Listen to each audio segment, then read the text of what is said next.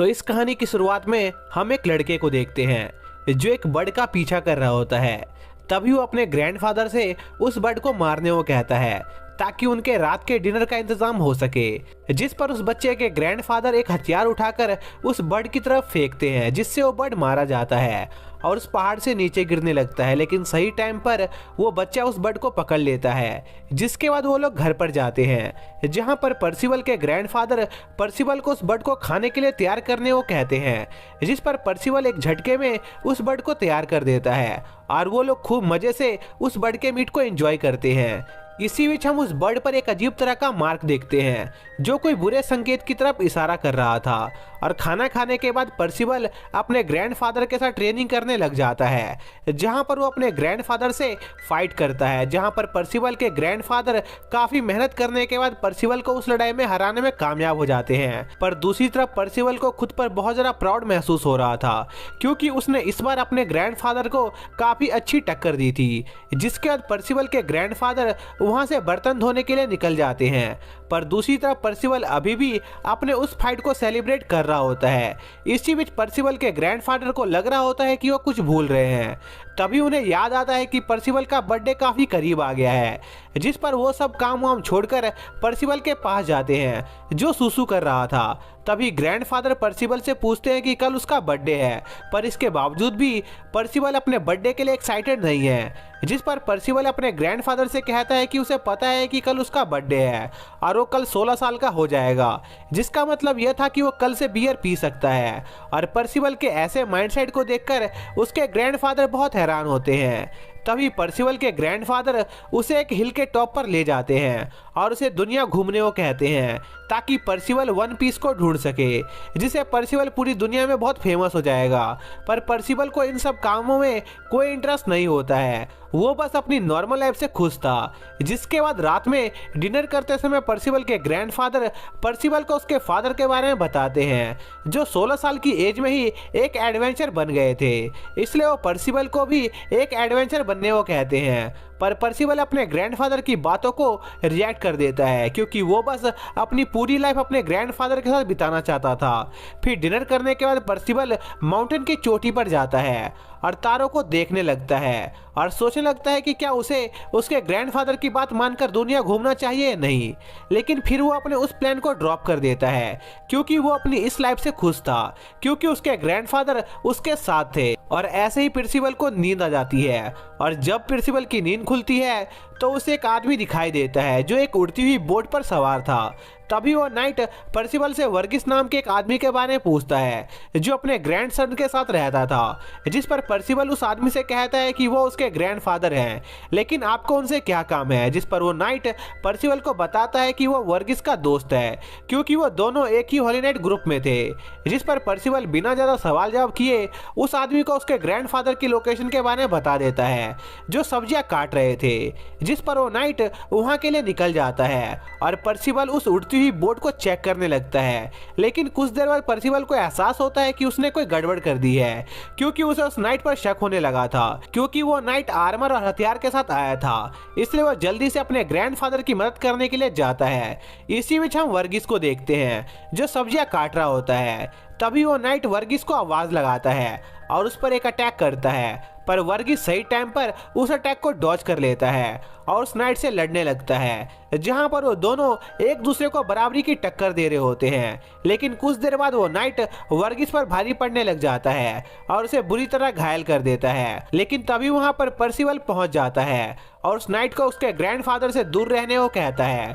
पर उस नाइट को पर्सिवल की बातों से कोई फर्क नहीं पड़ता है और वो पर्सिवल पर एक अटैक करता है और उसे कहता है कि वो पहले उसके ग्रैंडफादर को जान से मारेगा, फिर अगली बारी उसकी है। जो सुनकर पर्सिवल को गुस्सा आ जाता है और वो उस माउंटेन के टुकड़े से उस नाइट पर अटैक करता है, पर वो नाइट उस रॉक को बड़ी आसानी से रोक लेता है। जो देखकर पर्सिवल उस नाइट पर बड़े रॉक से अटैक करता है, पर उससे भी उस नाइट को कुछ नहीं होता है। तभी उस नाइट को वर्गिस पीछे से पकड़ लेता है और पर्सिवल को वहां से भागने मारने को कहता है। पर प्रिंसिपल अपने ग्रैंडफादर को यहाँ मरने के लिए छोड़कर नहीं जाना चाहता था।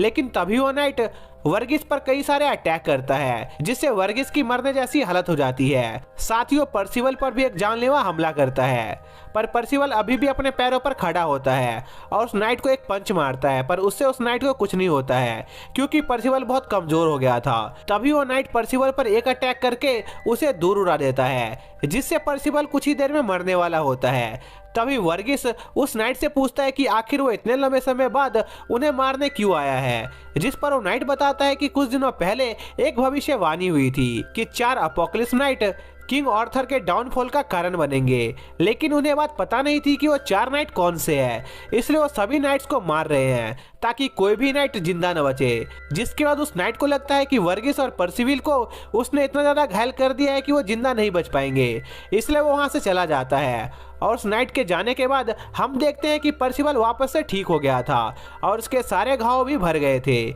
जो देखकर वर्गीस को कुछ समझ नहीं आता है। तभी पर्सिवल अपने ग्रैंडफादर से माफी मांगने लगता है क्योंकि उनकी ये हालत उसी की वजह से हुई थी, जिस पर वर्गीस पर्सिवल को उदास होने से मना करते हैं क्योंकि यही उनकी किस्मत थी। तभी वर्गीस पर्सिवल को बताते हैं कि उस नाइट का नाम आयरन साइड है और वो पर्सिवल का फादर है, जो सुनकर पर्सिवल बहुत हैरान होता है क्योंकि वर्गीस ने पर्सिवल को बताया था कि उसके फादर की एक एक्सीडेंट में डेथ हो गई थी। जिस पर वर्गीस पर्सिवल से कहता है कि अगर पर्सिवल पूरी सच्चाई का पता लगाना चाहता है तो उसे आयरन सॉर्ड को ढूंढना होगा और नाइट्स को बचाना होगा जिसे वो मारने वाला है। तभी वर्गीस को खून की उल्टी होने लगती है क्योंकि उसके पास ज्यादा समय नहीं बचा था, जिसके कुछ देर बाद वर्गीस की डेथ हो जाती है और पर्सिवल अपने ग्रैंडफादर को दफनाकर वापिस से अपने टूटे हुए घर में कुछ ढूंढने लगता है। तभी उसे एक बॉक्स दिखाई देता है जिसमें कुछ कपड़े थे जो वर्गीस ने पर्सिवल के एडवेंचर पर जाने के लिए रखे थे, जिस पर पर्सिवल उस ड्रेस को पहन लेता है और अपने ग्रैंडफादर के कब्र से एक आखिरी बार अलविदा लेकर वहां से निकल जाता है। जिसके बाद पर्सिवल उस माउंटेन से नीचे उतरने लगता है, पर काफी देर उतरने के बाद भी वो नीचे नहीं पहुंच पा रहा था। पर पर्सिवल हार नहीं मानता है और नीचे उतरना जारी रखता है और कुछ देर के कोशिश के बाद वो फाइनली नीचे उतरने में कामयाब हो जाता है, जहां पर उसे एक जीव दिखाई देता है और पर्सिवल पहली बार किसी ऐसे जीव को देख रहा था, इसलिए वो उससे बात करने की कोशिश करता है और उसे अपने बारे में बताने लगता है। लेकिन उस जीव को पर्सिवल की कोई बात समझ नहीं आ रही थी। तभी पर्सिवल उस जीव से पूछता है कि क्या वो किसी ऐसी जगह के बारे में जानता है जहां पर लोग रहते हों, पर वो जीव पर्सिवल को इग्नोर मारकर वहां से जाने लगता है। जिस पर पर्सिवल उस जीव का पीछा करने लगता है, जो देखकर वो जीव वहां से भागने लगता है। इसी बीच पर्सिवल को फाइनली कुछ लोग दिखाई देते हैं जो कुछ मैजिक परफॉर्म करने की कोशिश कर रहे थे, जहां पर कैट्स हवा में बिना आग के पेपर जला रहा होता है। इसलिए कैट्स अपने साथी से भी इसकी प्रैक्टिस करने को कहता है, पर कैट्स का साथी इसके लिए मना कर देता है क्योंकि कोई उन्हें नहीं देख रहा था। तभी वहां पर पर्सिवल आ जाता है, जो उन लोगों के मैजिक ट्रिक को देखकर बहुत हैरान था। तभी पर्सिवल उन्हें वो मैजिक दोबारा परफॉर्म करने को कहता है, जिस पर डैनी मैजिक परफॉर्म करके दिखाने के बदले पर्सिवल से कुछ पैसे मांगता है। पर पर्सिवल अपनी लाइफ में पहली बार पैसों के बारे में सुन रहा था, इसलिए उसे समझ नहीं आ रहा था कि आखिर डैनी किस बारे में बात कर रहा है, जो देखकर डैनी को लगता है कि पर्सिवल उसे बेवकूफ बनाने की कोशिश कर रहा है। इसलिए वो उसे मैजिक दिखाने को तैयार हो जाता है और पर्सिवल को हवा में उड़ाकर वहां से भाग जाता है। जिस पर पर्सिवल नीचे उतरने की कोशिश करता है, पर वो ऐसा नहीं कर पाता है, जिस पर डैनी के साथी डैनी को डांटने लगते हैं क्योंकि डैनी एक बच्चे को परेशान कर रहा था। लेकिन तभी वहां पर उनके सामने पर्सिवल बहुत तेजी के साथ आ जाता है और पर्सिवल की ऐसी स्पीड देखकर वो लोग बहुत हैरान होते हैं और डैनी पर्सिवल से उसके पहले के बिहेवियर के लिए माफी मांगने लगता है और पर्सिवल से पूछता है कि आखिर वो ट्रैवल क्यों कर रहा है। जिस पर पर्सिवल बताता है कि वो आयरन साइड नाम के एक हॉली नाइट को ढूंढ रहा है क्योंकि उसने उसके ग्रैंडफादर को जान से मार दिया था। जिस पर वो लोग पर्सिवल से पूछते हैं कि क्या वो उस हॉली नाइट से अपना बदला लेना चाहता है, जिस पर पर्सिवल कहता है कि उसे नहीं पता कि वो उस हॉली नाइट से बदला लेना चाहता है या नहीं, क्योंकि वो उसके फादर है। जो जानकर वो लोग बहुत हैरान होते हैं और पर्सिवल से कहते हैं कि वो लोग एक विलेज में जा रहे हैं जहां पर शायद से उन्हें उस हॉली नाइट के बारे में कुछ पता चल जाए। जिस पर पर्सिवल उन लोगों से उसे भी उनके साथ ले चलने को कहता है, जिस पर डैनी मान जाता है, पर इसके बदले वो पर्सिवल से एक ट्रिक करके दिखाने को कहता है, जहां पर वो लोग पर्सिवल को एक बो और एरो देते हैं और उसे एक टारगेट को हिट करने को कहते हैं, पर पर्सिबल गलती से डैनी को गंजा कर देता है। पर इसके बावजूद भी वो लोग पर्सिबल को उनके साथ ले जाते हैं, जहां पर पर्सिबल उन लोगों से उनके बारे में पूछता है, जहां पर डैनी बताता है कि उन लोगों का सपना है कि वो सभी हॉली नाइट बनना चाहते हैं। इसी बीच उनके पास कुछ लोग आते हैं जो उन लोगों से किसी हॉली नाइट को बुलाने को कहते हैं, क्योंकि एक वुल्फ ने उनके विलेज पर अटैक कर दिया था। जो सुनकर डैनी उनसे कहता है कि उन्हें एक छोटे से वुल्फ के लिए किसी हॉली नाइट की जरूरत नहीं है, क्योंकि वो खुद उसे संभाल लेगा, और बदले में वो उन विलेज के लोगों से बस खाने और रहने के लिए कुछ जगह मांगता है, जिस पर वो गांव वाले तैयार हो जाते हैं और डैनी अपने साथियों के साथ मिलकर उस वुल्फ से निपटने जाता है। पर वो वुल्फ बहुत ज़्यादा बड़ा होता है, जिसे देखकर वो लोग वहाँ से भागने लगते हैं और हॉली नाइट को बुलाने के बारे में सोचने लगते हैं। लेकिन तभी पर्सिबल सभी लोगों को बचाने के लिए उस वुल्फ से लड़ने का फैसला करता है और उस पर कुछ तीरों से अटैक करने लगता है। लेकिन वो सारे तीर उल्टा पर्सिबल को ही हिट कर जाते हैं, क्योंकि पर्सिबल का निशाना बहुत बेकार था, और यह मौका देखकर वो वुल्फ पर्सिबल पर अटैक कर देता है। लेकिन सही टाइम पर डैनी बीच में आकर पर्सिबल को बचा लेता है, पर तभी वो मॉन्स्टर फिर से उन पर अटैक कर देता है, जिस पर पर्सिबल उस वुल्फ के अटैक को अपने हाथों से रोक लेता है और बड़ी आसानी से उस वुल्फ को हरा देता है। और पर्सिबल की ऐसी पावर देखकर वो लोग बहुत हैरान होते हैं। इसी बीच हम देखते हैं कि उस वुल्फ पर भी वही मार्क होता है जिसे हमने शुरुआत में एक बर्ड के ऊपर देखा था। साथ ही वहां पर वो जीप भी मौजूद होता है जिसे पर्सिबल अपने सफर के शुरुआत में मिला था। इसी बीच हम एक आदमी को देखते हैं जो अपने एक जादुई मिरर में पर्सिबल को देख रहा होता है, और वो पर्सिबल की पावर से बहुत इम्प्रेस होता है, इसलिए वो एक बार पर्सिबल से फेस टू फेस मिलने का फैसला करता है। इसी बीच हम डैनी को देखते हैं जिसकी कैट पट्टी कर रहा होता है। तभी डैनी कैट से पर्सिबल के बारे में पूछता है, जिस पर कैट बताता है कि अल्वा उसे नहलाने ले गई है, और नहाने से वापस आने के बाद वो सभी लोग उस वुल्फ के मरने की खुशी में पार्टी करते हैं, जहां पर पर्सिबल सभी से आयरन साइड के बारे में पूछने लगता है। लेकिन किसी को भी आयरन साइड के बारे में कुछ नहीं पता था। तभी वहां पर ब्लैक नाइट आ जाता है जो पर्सिबल को बताता है कि वो आयरन साइड को जानता है। साथ ही वो पर्सिबल को जिंदा देखकर बहुत हैरान था, क्योंकि उसे खबर मिली थी कि आयरन साइड ने वर्गिस और पर्सिबल को मार दिया है। जिस पर पर्सिबल ब्लैक नाइट से आयरन साइड के बारे में पूछता है, पर ब्लैक नाइट पर्सिबल को कुछ भी बताने से मना कर देता है और उसे उससे लड़ने को कहता है। जिस पर पर्सिबल ब्लैक नाइट से लड़ने लगता है और उसे कहता है कि अगर वो लड़ाई जीत गया तो ब्लैक नाइट उसे आयरन साइड के बारे में बताएगा। जिस पर ब्लैक नाइट कहता है कि अगर वो लड़ाई जीत गया तो पर्सिबल को जिंदगी भर उसका गुलाम बनकर रहना होगा, जिस पर पर्सिबल मान जाता है और उनके बीच लड़ाई शुरू हो जाती है, जहां पर उस ब्लैक नाइट पर पर्सिबल के अटैक का कोई असर नहीं हो रहा था। तभी वो ब्लैक नाइट पर्सिबल को पकड़ लेता है और उसे मैजिक यूज करने को कहता है, क्योंकि ब्लैक नाइट को मजा नहीं आ रहा था। जिस पर पर्सिबल कहता है कि उसे मैजिक यूज करना नहीं आता है, जो सुनकर ब्लैक नाइट को गुस्सा आ जाता है, क्योंकि उसका सारा मजा खराब हो गया था। इसलिए वो गुस्से में पर्सिबल को एक पंचिंग बैग की तरह यूज करने लगता है, जो उस विलेज के लोगों से देखा नहीं जाता है। लेकिन वो लोग इसमें कुछ नहीं कर सकते थे, क्योंकि वो उस ब्लैक नाइट का मुकाबला नहीं कर सकते थे। तभी एक लड़का पर्सिबल को उसका मैजिक पावर यूज करने को कहता है, जिस पर पर्सिबल की बॉडी चमकने लगती है और पेल काफी दूर उड़ जाता है, जो देखकर पेल काफी शॉक था कि पर्सिबल मैजिक पावर कैसे यूज कर सकता है, क्योंकि पर्सिबल ने उसे कहा था कि वो मैजिक का इस्तेमाल नहीं कर सकता है। वहीं दूसरी तरफ पर्सिबल खुद भी अपने हाथों से निकल रही रोशनी को देखकर काफी ज्यादा घबरा जाता है, क्योंकि उसे लग रहा था कि उसके हाथों में आग लग गई है। इसलिए पर्सिबल उस आग को बुझाने की कोशिश करने लगता है, जिसमें पर्सिबल का हाथ गलती से पेल पर लग जाता है, जिससे पेल काफी दूर जाकर गिरता है। जो देखकर पर्सिबल के दोस्त उसे समझाते हैं कि वो आग और कुछ नहीं, पर्सिबल का ही मैजिक है, जिसका इस्तेमाल वो पेल से अपना रिवेंज लेने के लिए कर सकता था। जो सुनकर पर्सिबल वापस से थोड़ा सा शांत होता है। इसी बीच पेल वापस अपने पैरों पर खड़ा हो जाता है और वो अब समझ गया था कि पर्सिबल के पास अब उसे लड़ने की ताकत आ चुकी है। इसलिए पेल थोड़ा सा सीरियस होने का फैसला करता है, क्योंकि उसे नहीं पता था कि आखिर पर्सिबल के पास किस टाइप का मैजिक मौजूद था। जिसके बाद पेल पर्सिबल पर अपने फायरबॉल से अटैक करता है, जिस पर पर्सिबल जंप करके फेल के उस अटैक को डॉज कर लेता है और पेल पर हमला करने की कोशिश करता है। पर तभी वो फायरबॉल वापस से पर्सिबल पर हमला करने आ जाता है और पर्सिबल के पीछे पड़ जाता है, क्योंकि पेल के पास उस फायरबॉल को फ्रीली कंट्रोल करने की ताकत मौजूद थी। जिस वजह से पर्सिबल को पेल पर हमला करने का कोई मौका नहीं मिल रहा था, क्योंकि पर्सिबल उस फायरबॉल से बचने में काफ़ी ज़्यादा बिजी हो गया था। तभी परसिवल को एक आइडिया आता है और वो तेजी से पेल के पीछे पहुंच जाता है, जिस पर पेल एक बार फिर से परसिवल पर अपने फायरबॉल से अटैक करता है। लेकिन इस बार परसिवल उस फायरबॉल को अपने मैजिक से डिस्ट्रॉय कर देता है, जिससे उस फायरबॉल के 6 टुकड़े हो जाते हैं।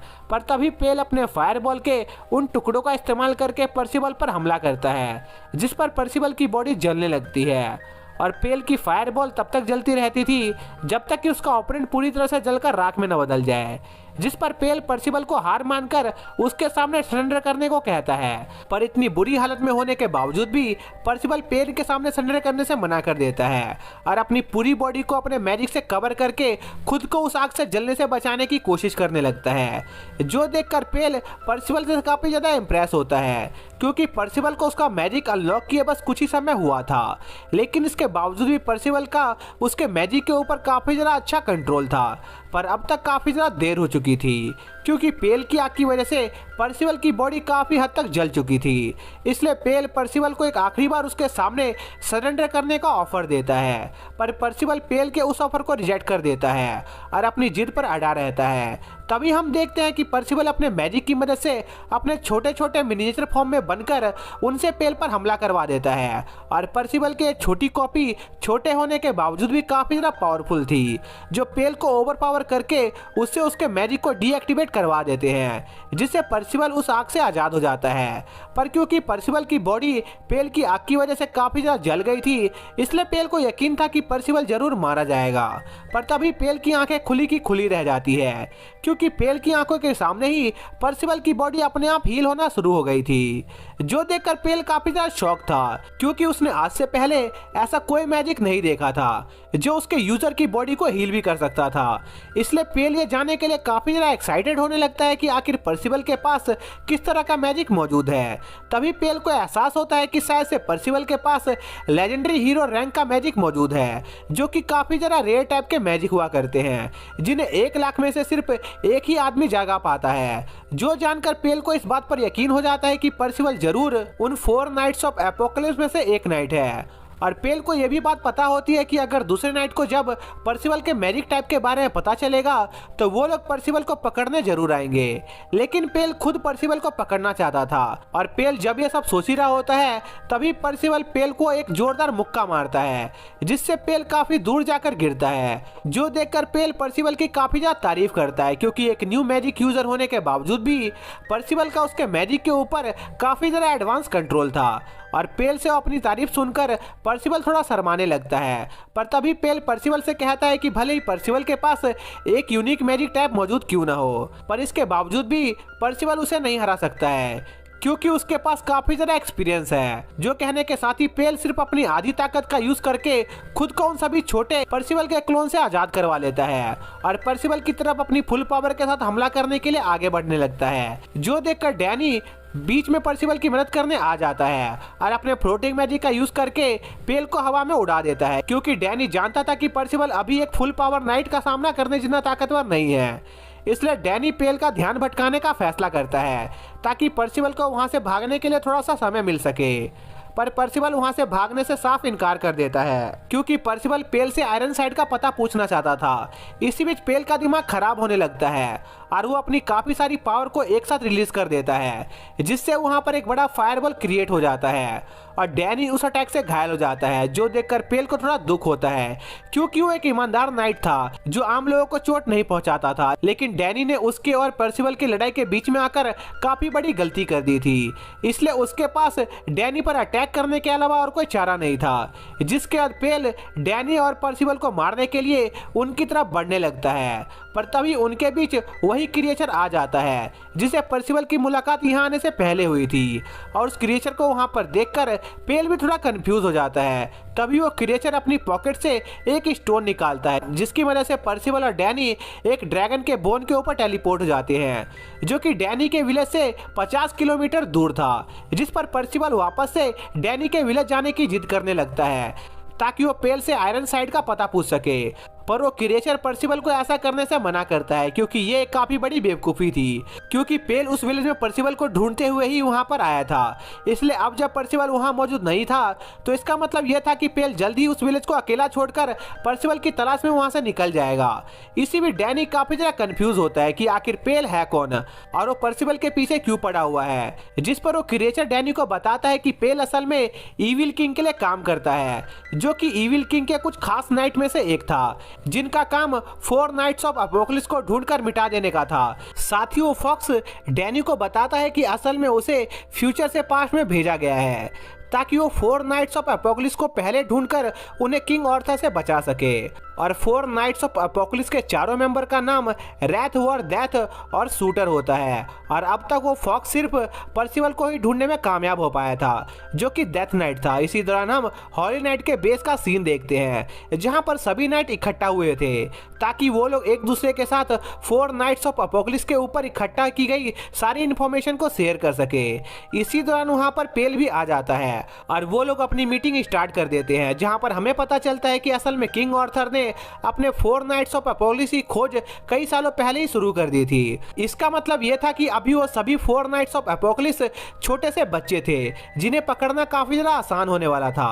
साथ ही उन लोगों को यह भी अंदाजा था कि आखिर कौन सा नाइट ऑफ अपोकलिप्स किस टाइप का दिखता है, जैसे कि उन सभी में से एक नाइट ऑफ अपोकलिप्स के पास गोल्डन मैजिक मौजूद था, वहीं दूसरे नाइट ऑफ अपोकलिप्स के आंखों के अंदर हॉलीनेस और हेल की पावर मौजूद थी। वहीं एक नाइट ऑफ अपोकलिप्स के बाल पत्ते के शेप के थे, जो सुनकर आयरनसाइड समझ जाता है कि वो आखिरी नाइट ऑफ अपोकलिप्स जरूर पर्सिबल ही होगा। इसलिए आयरनसाइड को इस बात का पछतावा होने लगता है कि वो इस बात को कंफर्म नहीं कर पाया कि उस दौरान पर्सिबल मारा गया था या नहीं, और इस बारे में सोचते हुए आयरनसाइड वहां से जाने लगता है। पर तभी वहां पर पेल आ जाता है जो आयरनसाइड को उसका काम ठीक से ना करने के लिए डांट रहा होता है, जिस पर आयरनसाइड अपनी तलवार निकालकर पेल को धमकी देता है कि अगर उसने एक पल में उसका रास्ता नहीं छोड़ा तो वो उसे जान से मार देगा। पर पेल को आयरनसाइड की धमकी से कोई डर नहीं लगता है, जिस पर आयरनसाइड पेल को उसके इस काम को पूरा करने को कहकर वहां से जाने लगता है, जिस पर पेल पर्सिबल को जान से मारने से मना कर देता है और आयरनसाइड को आइडिया देता है कि उन दोनों को एक साथ मिलकर पर्सिबल को ट्रेन करना चाहिए, क्योंकि पर्सिबल के अंदर काफी ज्यादा टैलेंट मौजूद है जिससे पेल वेस्ट होने देना नहीं चाहता था। और अगर उन्होंने पर्सिबल को हॉली नाइट में शामिल कर लिया तो इससे उनकी फोर्स पहले से काफ़ी ज़्यादा पावरफुल बन जाएगी। साथ ही पर्सिबल उन्हें कभी भी धोखा भी नहीं देगा, जिससे उसके 4 नाइट्स ऑफ अपोकलिप्स बनने के चांस काफ़ी ज़्यादा कम हो जाएंगे। पर आयरनसाइड इसके बिल्कुल खिलाफ होता है, क्योंकि प्रोफेसी के हिसाब से एक दिन पर्सिबल उनकी इस पूरी दुनिया को तबाह कर देगा, इसलिए उन्हें प्रोफेसी को पूरा होने से किसी भी तरह रोकना था। वहीं दूसरी तरफ पर्सिबल को भी फॉक्स से उस प्रोफेसी के बारे में पता चलता है, पर प्रोफेसी को सुनने के बावजूद भी पर्सिबल को ज्यादा फर्क नहीं पड़ता है, क्योंकि प्रोफेसी को गलत प्रूफ करने के लिए पर्सिबल को बस इस दुनिया को डिस्ट्रॉय नहीं करना था।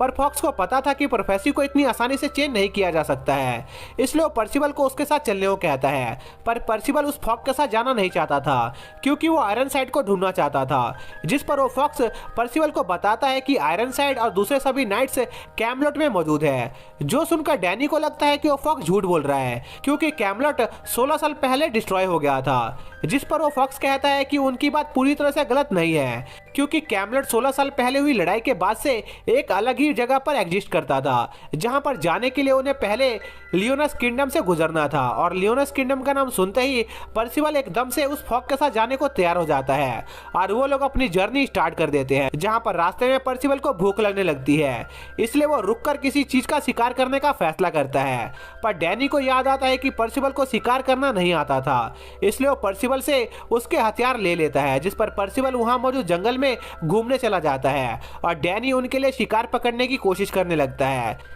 इसी दौरान पर्सिबल को एक अजीब सी जगह दिखाई देती है, इसलिए वो उस जगह को चेक करने चला जाता है। तभी हम डैनी को देखते हैं, जिसका एरो गलती से एक जाइंट नन को लग जाता है, जिस पर डैनी उसे माफी मांगता है, जिस पर वो जाइंट डैनी को माफ कर देती है, क्योंकि उसे ज्यादा चोट नहीं आई थी। तभी वहां पर 2 फेरीज आ जाती है, जो उन्हें बताती है कि पर्सिबल गलती से ऐसी जगह चला गया है जहां पर एक खतरनाक आदमी रहता था। इसी बीच हम देखते हैं कि पर्सिबल एक कैद फेरी की एक जगह से भागने में मदद करता है, पर तभी कोई पीछे से आकर पर्सिबल को बेहोश कर देता है, जो कि हेब्राइटिस नाम का एक साइंटिस्ट था, जिसे जिंदा चीजों पर एक्सपेरिमेंट करके उन्हें मारने में काफी ज्यादा मजा आता था।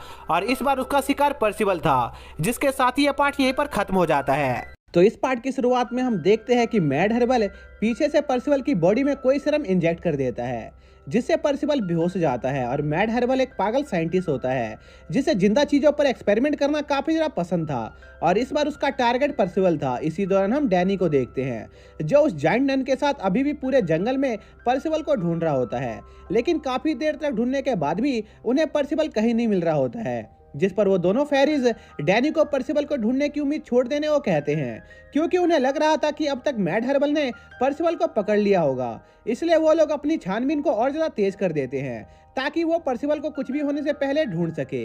इसी बीच हम पर्सिवल को देखते हैं जिसकी नींद एक कमरे में खुलती है जहां पर एक चेयर से बंधा होता है और उसके सारे कपड़े भी गायब होते हैं, जो देखकर पर्सिवल समझ जाता है कि वो किसी बड़ी मुसीबत में फंस गया है। तभी वहां पर वो मैड हर्बल भी आ जाता है जिसका नाम मेसन था, और मेसन पर्सिवल को इतनी जल्दी होश में आता देखकर काफी ज्यादा हैरान होता है, क्योंकि मेसन ने जो सीरम पर्सिवल को दिया था उससे पर्सिवल कम से कम 10 घंटों तक बेहोश रहना चाहिए था। जो देखकर मेसन काफी ज्यादा इंप्रेस होता है और पर्सिवल पर अपने दूसरे एक्सपेरिमेंट को परफॉर्म करने का फैसला करता है, जिस पर पर्सिवल मेसन से कहता है कि वो उसके साथ जो चाहे वो कर सकता है। पर इससे पहले पर्सिवल मेसन से उसके कपड़े वापस देने को कहता है, क्योंकि बिना कपड़ों के पर्सिवल को शर्म आ रही थी। ऊपर से उसका हेलमेट और केप उसके डैड की दी हुई आखिरी निशानी थी, जिस पर मेसन पर्सिवल से कहता है क्योंकि पर्सिवल के कपड़े काफी ज्यादा गंदे और फटे हुए थे इसलिए उसने उन सभी कपड़ों को जला दिया। जो सुनकर पर्सिवल थोड़ा दुखी हो जाता है, पर मेसन पर्सिवल को बताता है कि उसने पर्सिवल के हेलमेट और केप को नहीं जलाया है, क्योंकि वो दोनों चीजें मैजिकल आइटम से बनी हुई थी। इसलिए मेसन बाद में पर्सिवल को वापस लौटाने का वादा करता है। पर इससे पहले मेसन पर्सिवल पर कई सारे एक्सपेरिमेंट करना चाहता था, क्योंकि उसने आज से पहले पर्सिवल जैसा एक्सपेरिमेंट मॉडल नहीं देखा था।